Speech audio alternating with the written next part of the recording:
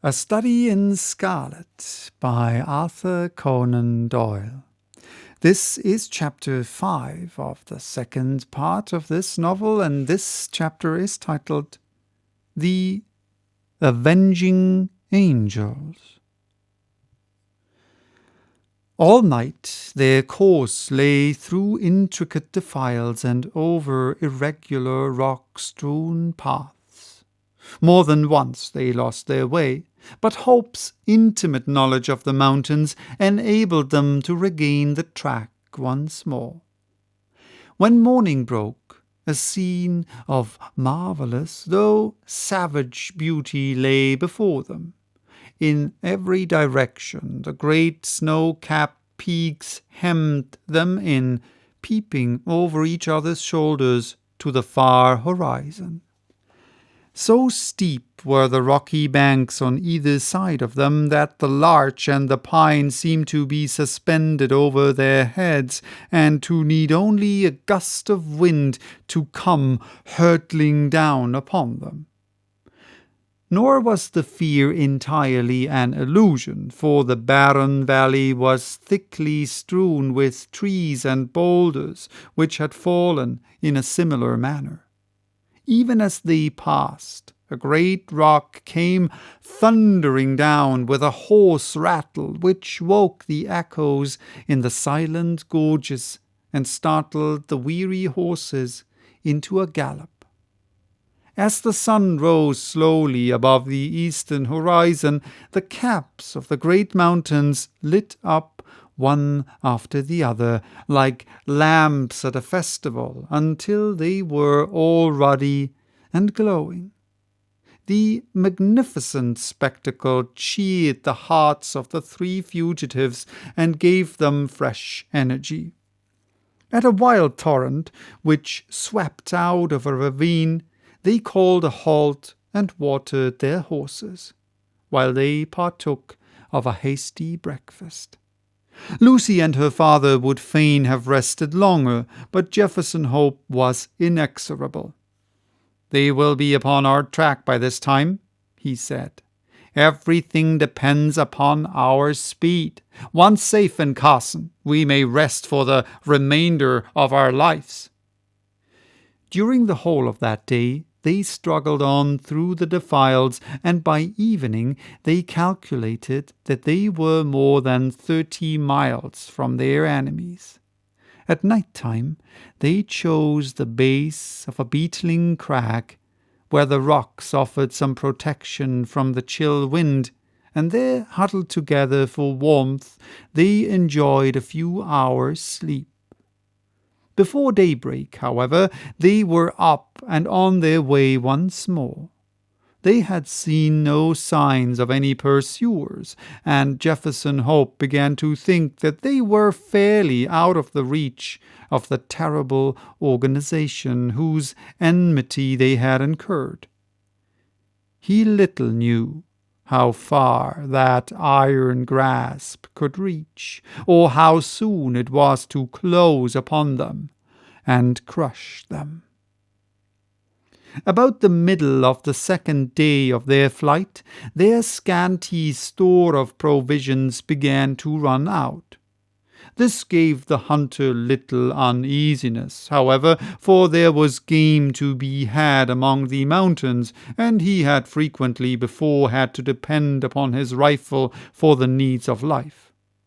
Choosing a sheltered nook, he piled together a few dried branches and made a blazing fire, at which his companions might warm themselves, for they were now nearly 5,000 feet above the sea level, and the air was bitter and keen. Having tethered the horses and bade Lucy adieu, he threw his gun over his shoulder and set out in search of whatever chance might throw in his way. Looking back, he saw the old man and the young girl crouching over the blazing fire, while the three animals stood motionless in the background. Then the intervening rocks hid them from his view.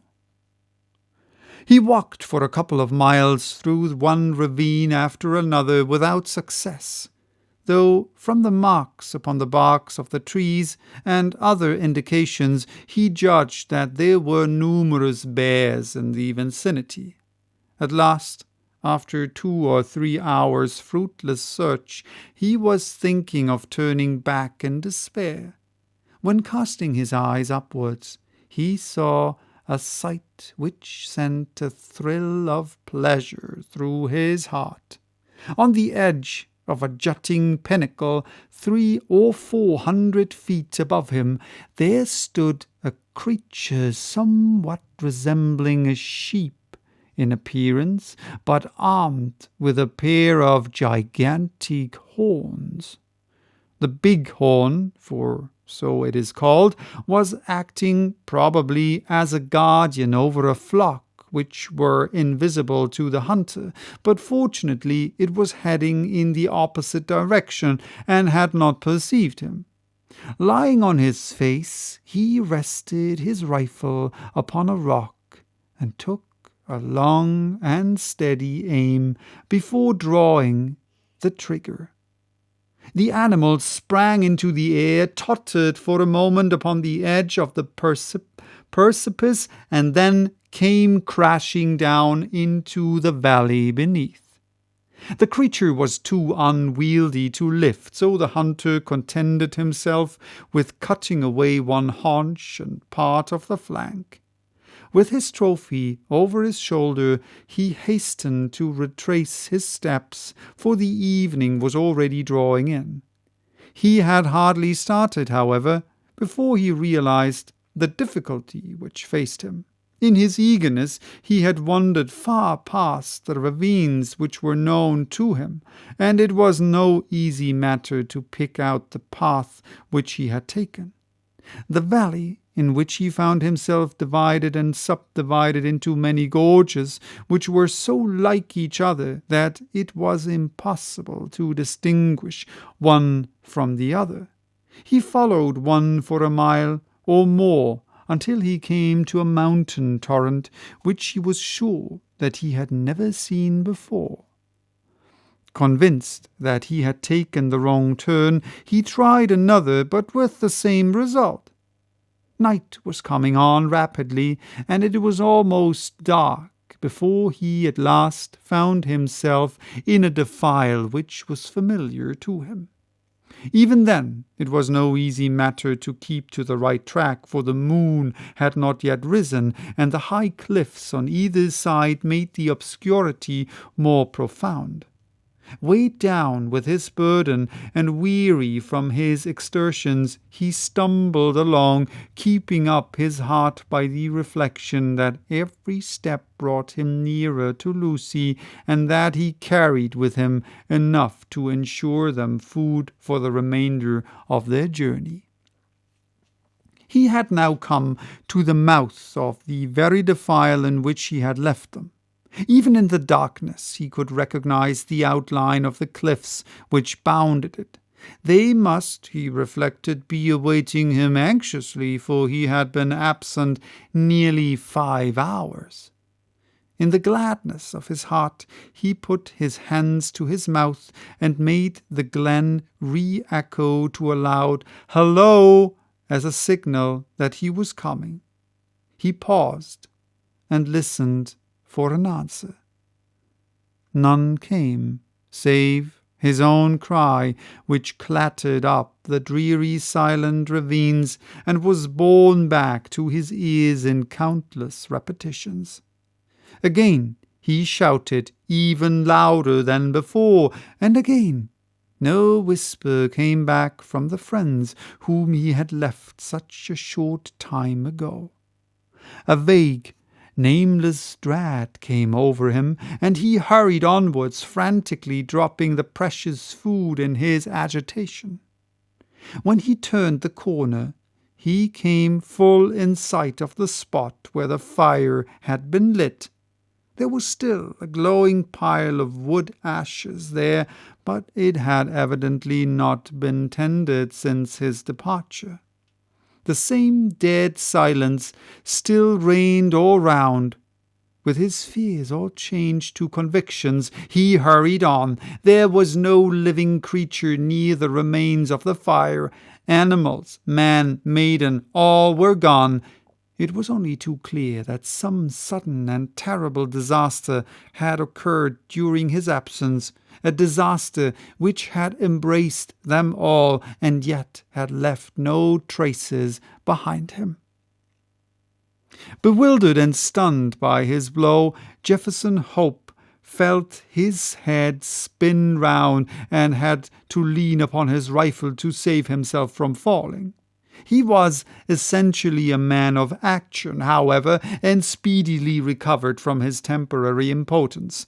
Seizing a half-consumed piece of wood from the smouldering fire, he blew it into a flame and proceeded with its help to examine the little camp.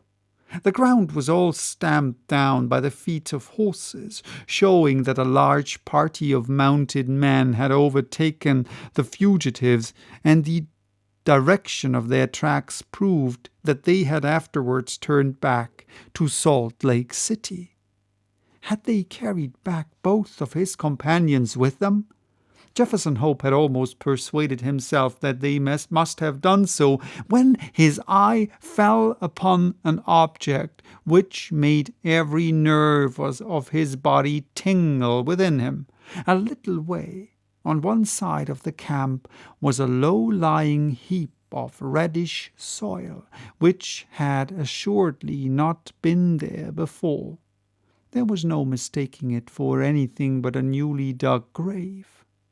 As the young hunter approached it, he perceived that a stick had been planted on it, with a sheet of paper stuck in the cleft fork of it. The inscription upon the paper was brief, but to the point. John Ferrier, formerly of Salt Lake City, died August the 4th, 1860. The sturdy old man, whom he had left so short a time before, was gone then, and this was all his epitaph. Jefferson Hope looked wildly round to see if there was a second grave, but there was no sign of one. Lucy had been carried back by their terrible pursuers to fulfill her original destiny by becoming one of the harem of the elder son.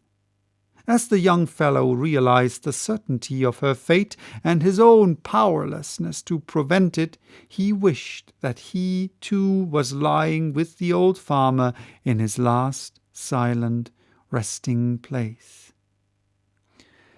So I'm going to stop here for today. Bye-bye. Till next time with the second part of this chapter.